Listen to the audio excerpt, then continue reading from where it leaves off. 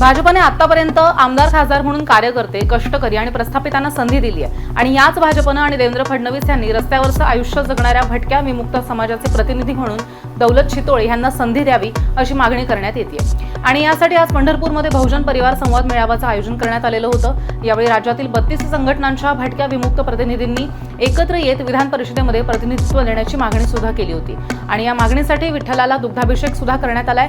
राज्यामधल्या 53 विधानसभा मतदारसंघातल्या भटक्या विमुक्त समाजाचे प्रतिनिधी यावेळी उपस्थित होते। आज आम्ही पंढरीच्या पांडुरंगाच्या मूर्तीला दुग्धाभिषेक या ठिकाणी केलेला आहे।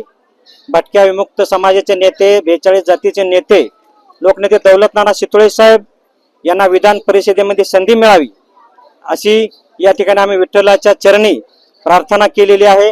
आज तमाम महाराष्ट्रातून 42 जातीचे सर्व नेते व समाज बांधव मोठ्या संख्येने या मेळाव्याला उपस्थित आहेत आणि याच्यामध्ये आम्ही इतर मागण्याचा सुद्धा या ठिकाणी विचार मांडणार आहोत, उहापोह करणार आहोत आणि हा मोठ्या संख्येने मेळावा या ठिकाणी पार पडतोय। आमची सर्वांची महत्वाची मागणी म्हणजे आमचे नेते, लोकनेते दौलतनाना चितोळे साहेब यांना विधान परिषदेवर घेतलंच पाहिजे।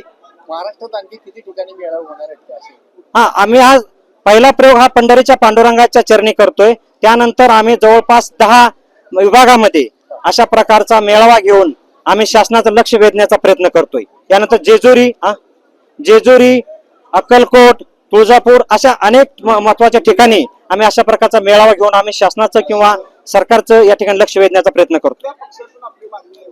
आम्ही प्रामुख्याने आजपर्यंत भाजपला सहकार्य केलेलं आहे। गेले 14 वर्षामध्ये भाजपने आमच्यासाठी भरपूर काही केलेलं आहे आणि आम्हीही त्यांच्यासाठी तमाम मला वाटतं 53 आमदार निवडून आणण्यासाठी लोकनेते दौलतनाना चितोळे साहेब यांच्या सहकार्याने आणि जय मल्हार क्रांती संघटनेच्या वतीने आम्ही तब्बल 53 आमदार निवडून आणण्याचा खूप मोठा वाटा आमच्या समाजाने केलेला आहे। म्हणून आम्ही हक्कानं फडणवीस साहेबांकडे, देवाभाऊकडे आम्ही मागणी करतोय की आमचे लोकनेते दौलतनाना चितोळे साहेब यांना विधान परिषदेत संधी मिळावी।